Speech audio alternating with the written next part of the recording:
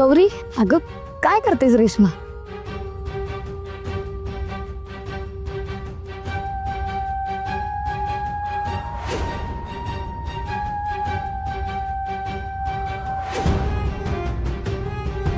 नाही, मी दूर नका ना जाऊ माझ्यापासून. मला सोडून जाऊ नका ना प्लीज. माझ्यापासून असं दूर नका जाऊ.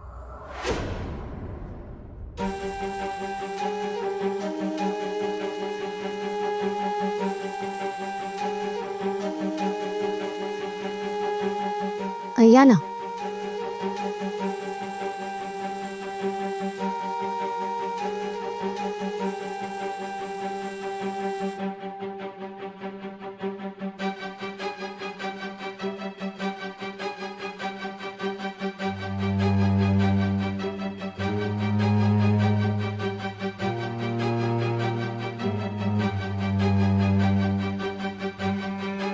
तुम्ही कुठलंही काम सांगा मला, सगळी कामं येतात मला.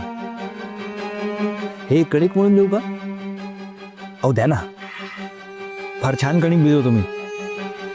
कणकेचं कसं आहे, तेल आणि पाणी एकदम योग्य प्रमाणात असेल ना तर कणिक फार चांगलं बनतं. तुम्हाला सगळा स्वयंपाक येत असेल ना? हो, सगळं म्हणजे चपात्या पण फार चांगल्या बनवतो मी. नकाशा वगैरे नाही, गोल चपात्या येतात मला. आणि बऱ्याचदा मीच बनवतो चपात्या. खऱ्या वेळेला सगळं करावंच लागतं. रुद्र सर, तुम्ही येत जा रोज मदतीला. रोज हो, येईन ना मी. का नाही येणार? तेवढाच वेळ पटकन जातो, नाहीतर उगाच एकटं वाटतं नाही का? हो खरंय, एकटेपणा कशाला, कुणाची तरी सोबत हवीच. खरंय, सोबतीची गरज असते माणसाला. एकटेपणा खायला उठतो. आपला माणूस हवंच. खरंय, पण काय आहे ना, शेवटी नशिबात जे असतं ना तेच घडतं. पण तरी आपण खचून नाही जायचं, चालत राहायचं. अगदी धीराने घेताय तुम्ही सगळं. तुम्हाला आठवण येत असेल ना खूप कोणाची?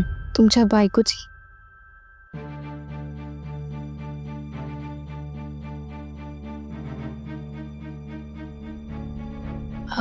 सॉरी, आपण या विषयावर नको बोलायला, आपण वेगळं काहीतरी बोलूया. कोणी सांगितलं तुम्हाला माझ्या बायकोबद्दल? बिट्टीने सांगितलं. तिला खूप काळजी वाटते ना तुमची. ती सांगत होती तुम्हाला एकटं वाटतं, करमत नाही म्हणून तुम्ही हे रंगवणं वगैरे. मी समजू शकते, तुम्ही तिच्यासाठी खुश राहण्याचा प्रयत्न करता ना. अवघड जात असणार ना तुम्हा दोघांनाही. आई हरवली म्हणजे. पण काळजी करू नका तुम्ही, सगळं काही ठीक होईल. तुम्हाला नक्की बिट्टीनेच सांगितलं ना? मी आलोच.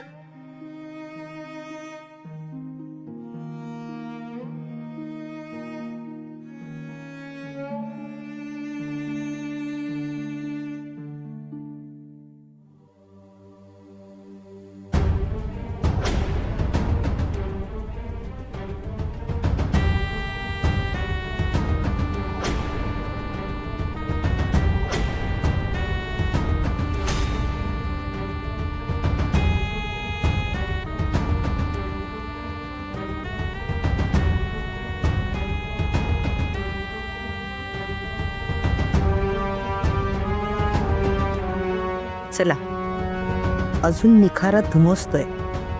बरं झालं, वारा द्यायला हवा त्याला.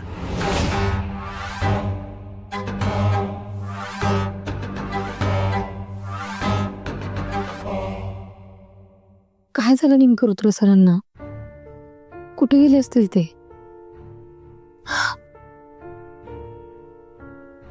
काय झालं ग? कुठे गेले रुद्र सर? माझं चुकलं. किती आनंदात होते ते. काय गरज होती बोलायची? उगाच बोलले मी. त्यांना किती त्रास झाला असेल. हो, त्रास तर होणारच. हळवा आहे बिचारा, सतत बायकोची आठवण येत असते त्याला. आपल्या व्यक्तीची उणीव भासतेच, त्यात बिट्टीची काळजी आहे त्याला. लग्न झालंय पण बायकोच्या सोबत नाही. वाईट वाटणारच ना. काय झालं नक्की? म्हणजे हरवली म्हणजे? ते बायको हरवली म्हणजे ते सोड ना गौरी, आधीच त्यांना त्रास होतोय, त्यात उगाच कशाला आणखी खोदून विचारतीयस? सॉरी. ठीक आहे ग. त्या दोघांची अवस्था बघून ना खूप वाईट वाटतं. दोघंही अजूनही मिस करतात तिला. आणि उगाच तर लहान जीवाचे हाल.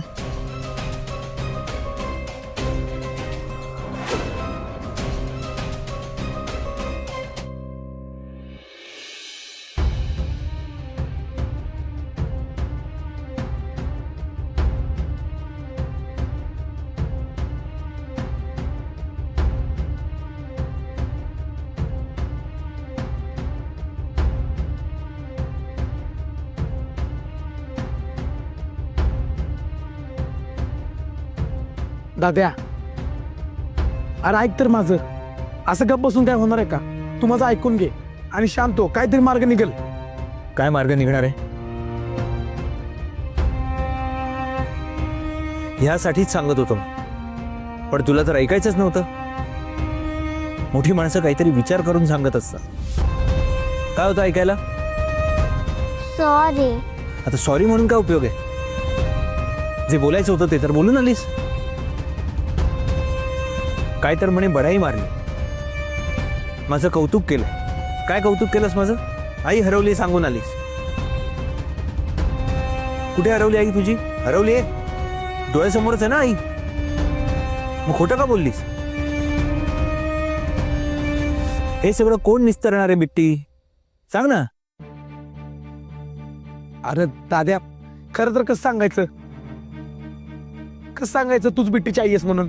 तू तिला पाठीशी घालू नकोस. म्हणूनच नको जाऊस गौरीजींसमोर सांगत होतो मी तिला. सॉरी पार्टनर, तू चिडू नको ना. आईला मला नव्हतं सांगायचं, पण काय करणार, सांगावं लागलं. ती चिडली होती ना तुझ्यावर. अगं हो बिट्टी, पण हे बोलायची काय गरज होती? दाद्या, तू थांब. बिट्टी चल.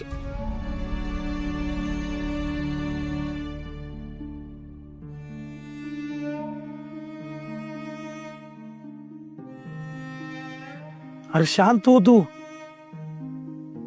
एका घरात राहतोय आपण, कधी ना कधी कळायचं होत.